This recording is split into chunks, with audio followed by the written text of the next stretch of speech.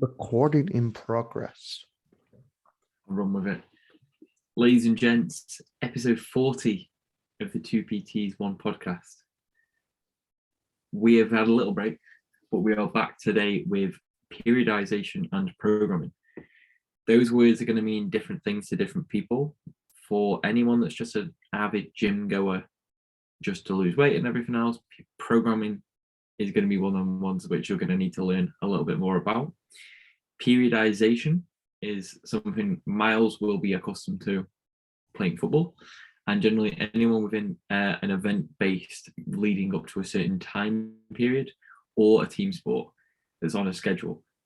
So if you're going through anything like an off season in any realm, this is generally where periodization is going to come in, because you're going to have certain phases where performance is going to change. So I think we should tick the boxes of programming first, just so the people that aren't bothered about periodization can come in. We can give them a little timestamp and then they can bugger off again if they want to.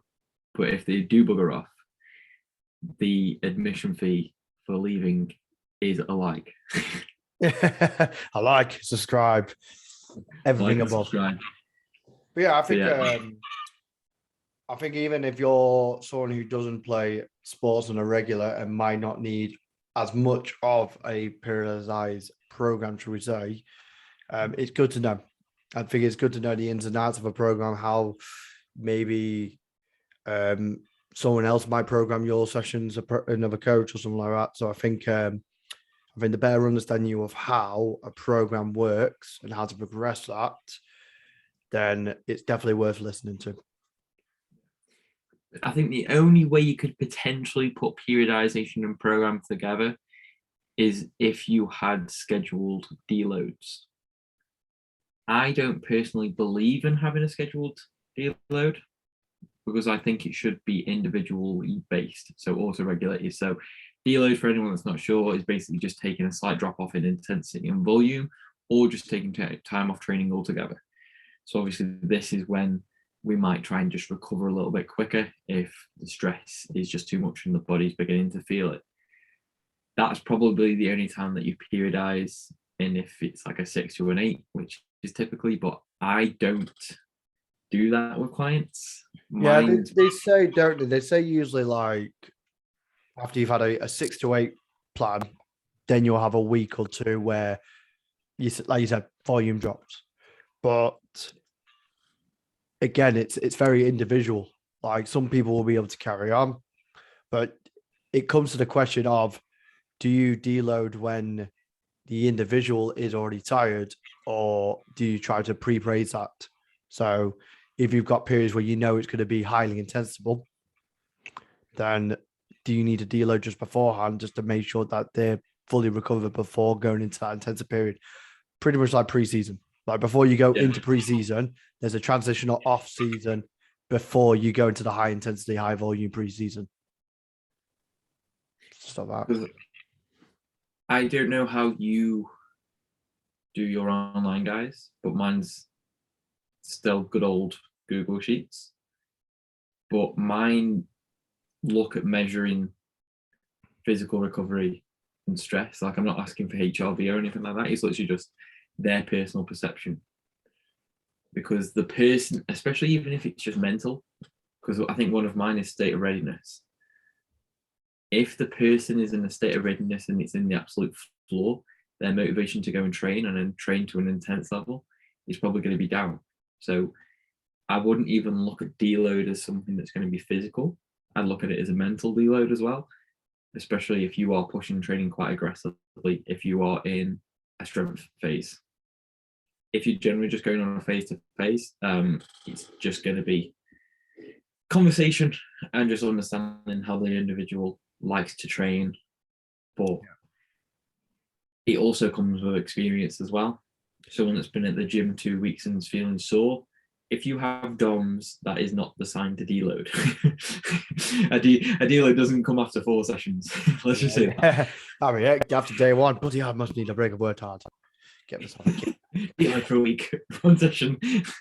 But yeah, I think like it's the way I use deload and stuff like that, bugger off, is the way that like I will base it off either looking at the schedule, looking at what the work, the capacity they have done, and look at their readiness right now. I mean, within their kind of training phase anyway. So I know some people are quite like anal about, oh, if they're going to be 85% of this, they're going to be working at this rate, there's reps and stuff like that. But mine's very much based off, yeah, there's a skeleton involved, but if they've not slept well that day or they've had a lot of stress that day and stuff like that, I don't go to them, right, we're still going to be generally at this load. If they're not at the capacity to be able to do it, I'll drop down to a point where they can perform at them, because as we know, weight wise is very relevant to obviously how much we can output on that day. So yeah, it's again, it comes down to experience, it comes to a bit of listening to your body, and it comes to a bit of kind of playing around with it a little bit. Just to get us back on topic, if you could define programming in a sentence, what would you say? Oh, bloody hell! I don't think I've ever asked that. Programming in a sentence: a structured plan towards a goal. Yeah, that's fair. Because obviously programming. So well, give me a round of applause, people. Come on, raise them up. I've done my best. Because obviously it plays into exercise, well, the actual exercise, reps, volume, sets, well, those are two, all volume. And then that'll obviously accrue over the space of a week. So you could talk about volume in general. So obviously, what does your week or 2 week cycle look like? Are you doing so many sessions per phase? And then also looking in terms of rest and also intensity, because I feel like you can't just set reps and sets as a focus, because what anyone could pick the lightest weight in the gym and do 10 reps. That's not going to create any stimulus. Yeah, but that's when the further more details into it, doesn't it? Yeah. So, now again, so we can look at it in terms of the directive of it's putting each individual piece of what you will be told or what you'll read on social media and everything else in terms of, yeah, you need to train to intensity. But it's like, within what? 1 rep max work? 10 rep max work? Do I need to do max strength work? This is when it all comes together for the individual, because obviously a program will be designed about getting you to the best place, but it also, cliche, works to the individual's best capability. And that's not just in the fact of what they can and can't do, but also what they are doing at the same time. Yeah. And also the thing is as well, this level of talking to at the moment, we're talking about people who are already quite in the minute when it comes to their training. They've kind of had a level of understanding. They've gone through a general type of program. They're progressing on top of that. They're trying to make some kind of gains, whether that's, again, like you're saying, strength, speed, hypertrophy, all that type of stuff. If you are a sole beginner, then yeah, you're gonna have to periodize a time for them adaptations to change, obviously, because you're going to be very brand new to stimulus, any type of change within programs. But what we're talking about now, when we're talking about that kind of level of focus and all that, you need to go through a good level of understanding and time of understanding any type of movement and coordinating that well before moving on to anything like this. Because the moment that weight starts stepping up, we're going to find some weaknesses. We're going to find some issues with your level of understanding of how your body moves. Yeah, I've got this currently. So I will set in a skill acquisition phase first, just so people understand how they're meant to be moving. I don't need to label it skill acquisition phase. I could just say hypertrophy phase within, or phase 1. Hypertrophy phase, we're going to be working to 10 to 12 rep work. And I don't need to make it sound boring by saying, yeah, we're just there to learn the skill. It's like, no, this is our muscle building phase, because to a potential it is. And yeah, because they're going to be so new to it. Yeah. But then I have a focus with this, and then I have a secondary focus. That's what's going to keep training fun as well. But like, I think a coach has always got a second directive between something, and it's like, I want you to sleep more. And I'm not looking at the individual and be like, because it helps your ability to recover. Yeah, I know it helps your ability to recover. It's going to make you feel better. Oh, great, yeah. But the recovery side for me is that secondary goal. So I look at it in terms of like, okay, what's something I can keep in within the client's potentially current routine if they're already training, and help them stay motivated to train whilst potentially going over some more technical stuff that they might have never done before, which might be not too alien because obviously there's only so many movement patterns we will actually go through, but it might require certain changes and certain manipulations due to like loading.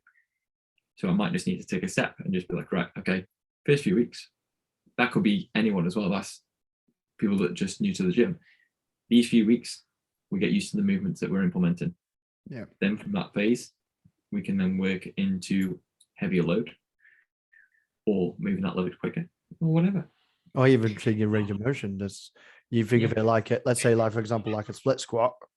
Then you change the diameters of either front loading, so you put your foot on the front step, or even back loading and putting your foot on the back one. Like there's so many manipulations and stuff like that. So if you find that when we're talking about all this, we're constantly going from one thing to another, it isn't as straightforward as people think. Like there are so many factors that play around into whether you want to go in this direction or not. Just take that into consideration. Yeah, could nothing. I think this is also a big issue. Nothing is going to be black and white. Like I used to send PDFs to clients, but then I realized that I can't change a PDF, so I just have to send the PDF again. So I might as well work in a format that I can change, and it just changes for them. Because then, if I look at an issue and be like, right, I might need to change that. I don't need to keep sending them a PDF every other week. I can work within a range where it's like, right, check in. Okay, this week this has been changed for this reason. It's nothing like it's nothing on the client half the time. It's just like, yeah, we attempted this. It's not the best movement for us. So let's make a slight adjustment and see if that's a good movement for us. Progress on from there. You just work around the roundabout because you don't go straight over a roundabout and just hope for the best. Unless you're a BNMW, and yeah, maybe it's maybe stuff. But yeah, but let's say for example, we've got a brand new client, obviously brand new to the gym, not really done that much experience in the gym. They might have played around with the machines and stuff like that. How structured would your program be? Because for me, I'm very, I wouldn't say I'm passive. I've got my exercise solutions, I've got my rep ranges, I've got my kind of intensity guard, but I allow a lot of freedom simply because I know that a lot can change in that first kind of 6 to 12 weeks when they're brand new. Yeah. Would you fully agree on that one, or do you have anything different from mine? No, 100%. Like I can go in with a skeleton session, have the consultation with someone, do the assessment, like go over certain movements with them, and then as soon as we go into a position that might be like loaded, they completely change. So it's like I will have everything written down, but I don't write reps and sets. I have like a template written down so that I know I can go away and just be like, right, okay, let's see how this performs.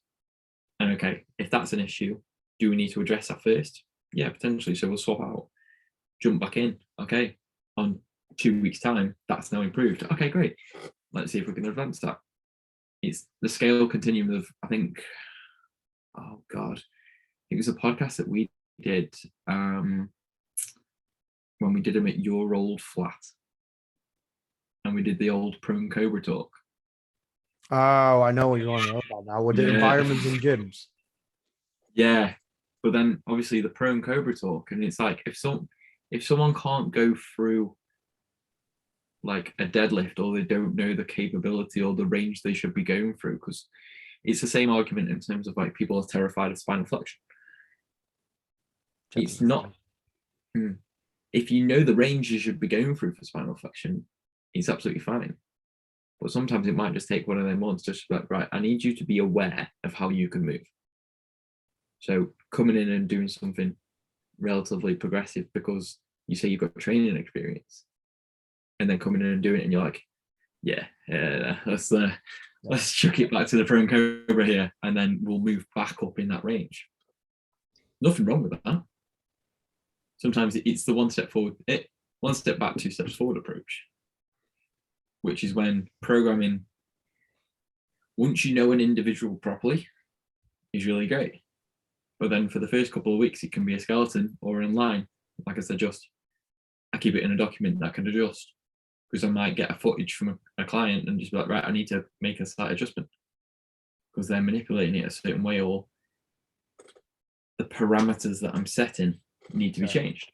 Well, there's a priority list, isn't there, when it comes to making any kind of program? Obviously, goal is regardless. That's the biggest thing. You need to know your, let's say, end goal all set before making a program.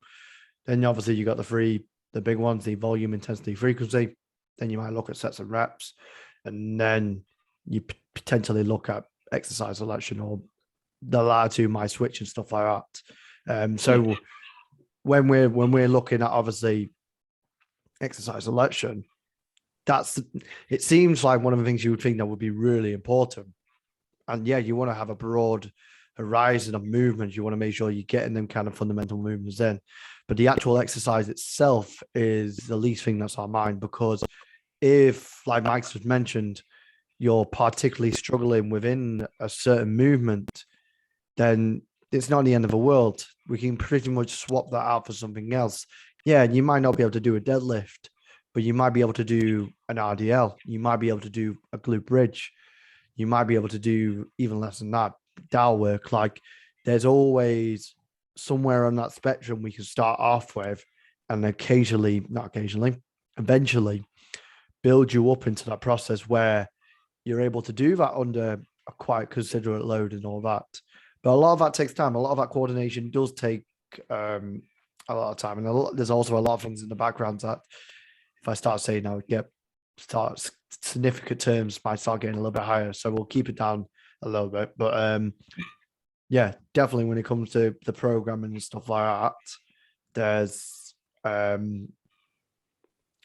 still an element, if we would say, of periodization and overloading at times. Because you can also look at it in terms of the fact that if I gave someone free rein on a movement or set them an intended tempo, that might make the movement also completely different for them. Yeah. And tempo, something I forgot to mention as well in that last one. Yeah, I forgot tempo, to be fair. I realized it then as we were speaking. I was like thinking of my sheets. But yeah, it's just certain stuff, and programming will basically just be the dots that connect it all together. Yep. And that will be over an entire training block. Because mine typically try and run week to week, because I like having structure for a person, so they're not umming and ahhing, and they can kind of just look through and be like, oh.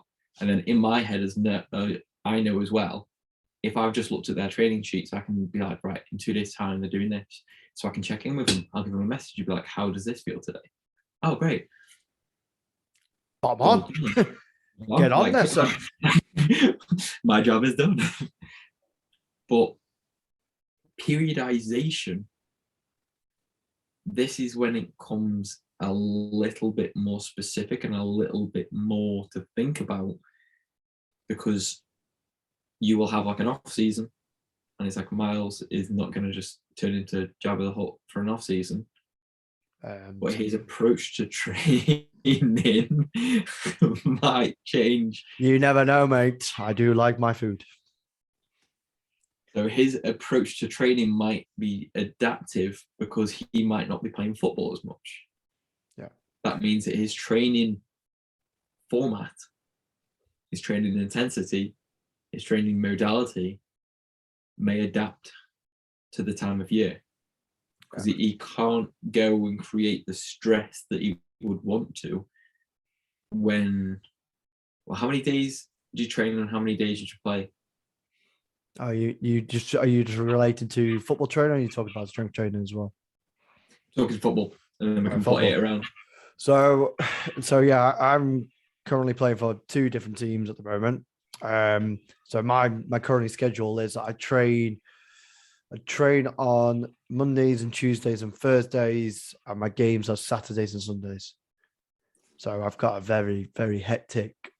But obviously, like that'll depend. If how many minutes I get on a Saturday will depend on how many minutes I play on a Sunday. It's just like that. More case or not. But yeah, but when we're talking about periodization, we generally have a look at the person in question's calendar. So we might call, let's say we look at the whole year. So we're looking at transition, off season, pre-season, in season. We're looking at the whole. We usually call that as a macro cycle. I can see now fish, but yeah, I'm gonna say it's wrong again. A macro cycle. There we go. And we look at that as the annual thing. Come on, Mike, put yourself together, mate. we, as your shirt says, we don't miss. In my case, we being wrong. But yeah, and then what you do is you further break that up into your phases, which you might, especially if you go into the block periodization, which we'll explain a little bit more. You might break that up into your mesocycles. So one cycle might be more hypertrophy based, more cycle might be endurance based, my cycle might be strength based. And then you break that even further into your weekly blocks, which will be your microcycles. And then obviously within the microcycles, you have your training days and stuff like that. They're important, especially if you know your schedule. So for someone like myself who plays football, obviously I'm still in season at the moment. So it would be rather daft to have a max strength phase because my priority is the game. Like we will very much tether my intensity and volume towards my game. So I wouldn't want to have anything high workload, obviously, next to a game period because I want to have energy for that. But somewhere later on or earlier on in the week, I might have a heavier session that will allow me to have more rest time before that game time period. Yeah, that's the similar down. And then the different periodization states you have linear, which is either one and volume goes up, intensity goes down, or vice versa, intensity goes up, volume goes down. You have undulated. So throughout the microcycle or the week, you might have one session where intensity is high, volume's low, one other session where the volume's high, intensity is other. So mix and match. Then you have block periodization. So this is where more or less like your sessions are more kind of set in their ways, but you very much focus on one modality, whether that's again hypertrophy, strength, and all that stuff. And then later on, after another block, you might go for something else and focus on that.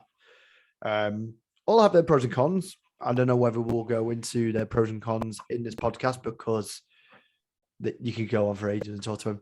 Go on, Mike. Yes, you were putting your hand up for that. I could. There's one more, isn't there? Huh? There's one more. There's concurrent. Go on, you name it. The goat's just passed away. The what again? The goat. The goat. You got to explain me, because the goat has gone past me now. That's gone through my head. That goat of strength and conditioning. Westside Barbell. Oh, right. Okay, go on. You can explain this one, mate. Conjugate. So you basically work through like one main one and then have smaller ones within and basically just build up as main progressions and then a couple of secondary ones. Obviously, working through all 7 is going to be something that's going to be quite tough to endear, but the conjugate basically just can help you with a couple of factors at once. I'm very disappointed that Myles did not.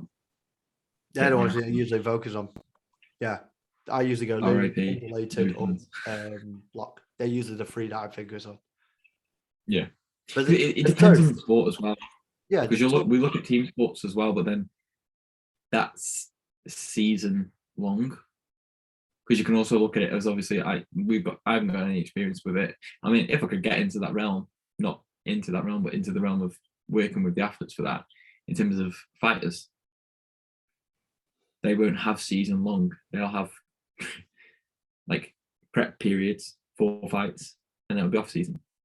So that's probably where Conjugate would come in a little bit more. For team sports, I think unless you can push quite aggressively, I think you'd literally just say baseline strength, max strength, little breather, max power, little breather, start your season. It depends though, really like, yeah, especially on how many competitions are in a period. Like, you got to also remember as well, let's say within team sports, and we're very much going very into depths of things, like within a competition phase, let's say a league, you might have cup games that might interrupt that period. It's a really big topic for discussion and stuff like that. Like, it depends on how depth we go with it, really. But the reason why periodization is so important to have is because if you've got let's say you got a particular goal, let's say we go with, you want to be a better athlete, and you're someone who doesn't have that doesn't have that much muscle mass and stuff like that. We all know the more muscle you have, the more potential force output you can give. You potentially could. So you might have a longer phase of hypertrophy compared to someone who has already got muscle mass. And that's what I mean. It's, if you go into the realm of team sports, you different players are going to have different periodizations with it.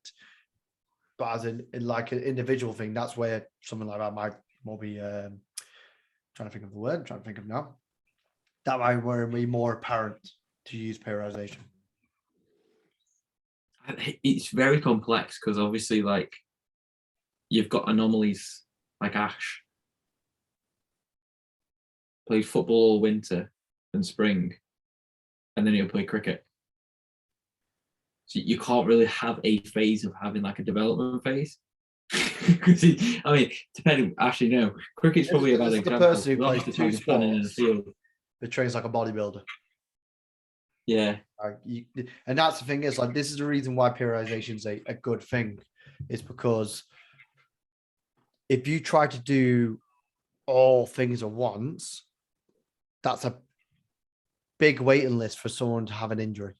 Like, you need to prioritize it, because there's no way you're going to be able to train as hard, as long, and as frequent as most people want. More isn't better at times. So sometimes you might have more periods where the intensity is going to be higher. Like I said, this is where we're now starting to go into more, I don't know, the force velocity curve, where on the left you've got force and on the left you've got speed. But like, you might have times where you have more volume, obviously more hypertrophy, whatever you want to call it, or endurance. And obviously you might want to, obviously, if you can allow it, you might have more frequency on your times and stuff like that. It all depends. Like, obviously, like, let's say semi-professional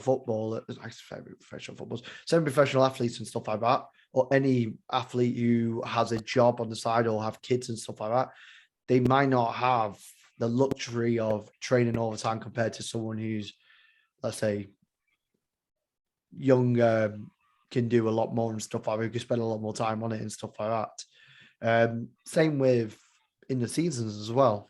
You're not going to be able to have as many strength training sessions in season, because you've got competition games and you've got training, compared to maybe the off season. The off season might be, and it usually is the most case of time where most development usually is made and go.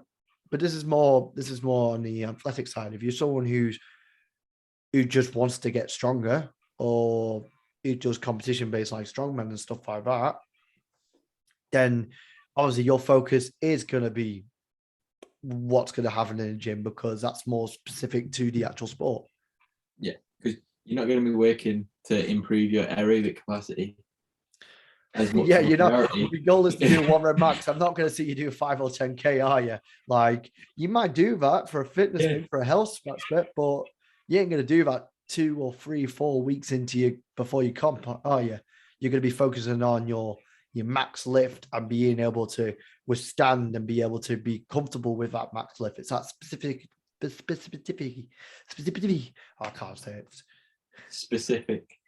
That The ocean between us, Pacific.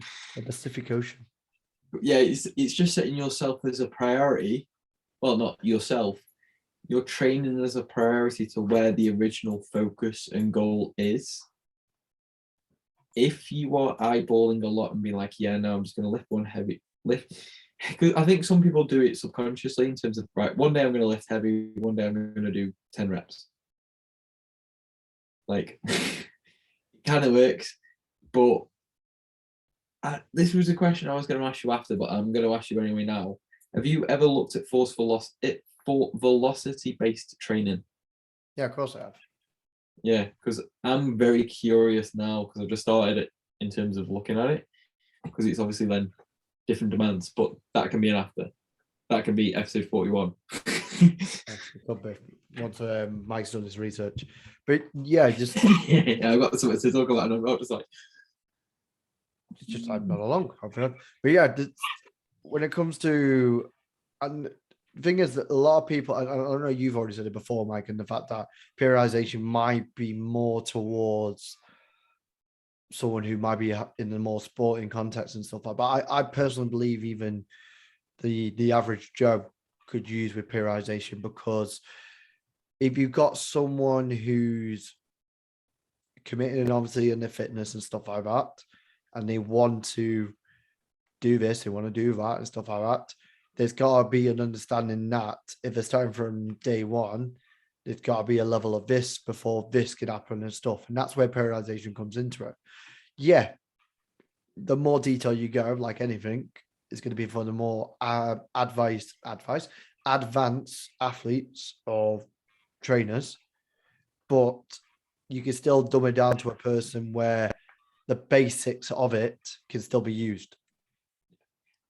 I think probably the only difference and subtle difference will be is there's not I don't think there's such of a strict time frame with someone that just goes to the gym themselves. Like, you'd still implement the application of terms of skill acquisition, hypertrophy, strength and power if they want to get really powerful. Someone that's not moving and just needs to go to the gym because the doctors told them to probably does not need to work on power. But then it's the application in terms of what's important to the individual.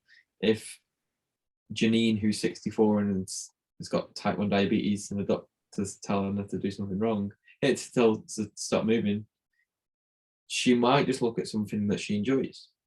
Yeah, exactly. And that's like you said right at the beginning, it massively comes down to whether you enjoy that type of training or not. Like, you could have the most scheduled, detailed plan on the earth, but if you don't enjoy it, then it's not the right program for you. And sometimes, like, whether circumstances allow it or not, if it's a case of just you use the gym for a release, that's fine. There's nothing wrong with that and stuff like that. But if you want to take your results to the next level, this is where this conversation needs to happen, because obviously the whole point of periodization is to progress on progressive overload, is to push you further to get a little result. And that's when every time we come into the gym and every time you try to make yourself better, there needs to be an element of that. Go on, you was going to say something, Mike. I saw you. Yeah, no, it ticks into my head then, just in terms of saying what you enjoy, because it's also going back in terms of, if you just said a hypertrophy phase as an example, and it's like your back is growing massively and your chest is really weak or very small and not developing the way you would want it to. Like, a simple question that I would ask is literally, what do you enjoy training the most? Oh, back. Well, do you think you put more intensity and effort into your back sessions because you enjoy it? Oh yeah, definitely. Do you represent that effort and replicate it for your push sessions and your chest sessions and your exercises. I wouldn't say so, no. It's like, that's one coaching point that I could literally just say in terms of you need to match your effort. And that as a periodization phase could be, we're not looking at effort in terms of one thing. We actually, no, that's programming, sorry. We look at programming and just be like, well, we need to have a programming phase or a periodization phase where we implement more frequency or volume. Yeah, and that's where again periodization comes into the play of it. So where we've kind of started him saying it as like it's two different entities, it's not. It's just it is together. There's a kind of a spectrum with it and all of that. It's just the level again. It's a level of detail that you want to go into it, but that comes down to obviously the level of intent and enjoyment, and probably how much you want to go into it and stuff like that. I used intent to the extent on a video. What's the intent of what you're doing, and what's the extent that you're working towards that? Yeah. So to be honest, like I think we've gone through the premise. I think if we said any more, I think we would have to spend another half an hour probably explaining it. So I reckon we've done all right now. I reckon we've end the podcast now, because just because there's so much more we can discuss. We could literally even go in discussion of each of the ways of how to periodize, and each one probably deserves its own episode in its facts or a specific part of each one as well. But I think what we was trying to aim for today is obviously give you guys a level of understanding of why you program and why you also periodize. So Mike, anything you want to add on top of that? I feel like we should do a part 2. Right. Well, what we'll do is then, for you lucky people who view and listen to this, we'll go into more of the detail of the different types of periodization. So we'll make it more towards periodization and how that affects programming. So there you go. There you go. You got a glimpse of episode 41, you lucky devils. But right, ladies and gentlemen, thank you very much for listening to this episode of the podcast. Obviously, if you've got any questions about the subject, you can ask myself or Mike here. Either view our YouTube channels, Instagrams, anytime socials. If you like this episode of the podcast, please like, subscribe, and share. It really helps us out when it comes to the podcast. But, ladies and gentlemen, enjoy your day, enjoy your week, enjoy your weekend. We'll see you guys on the next episode. And on that note, adios.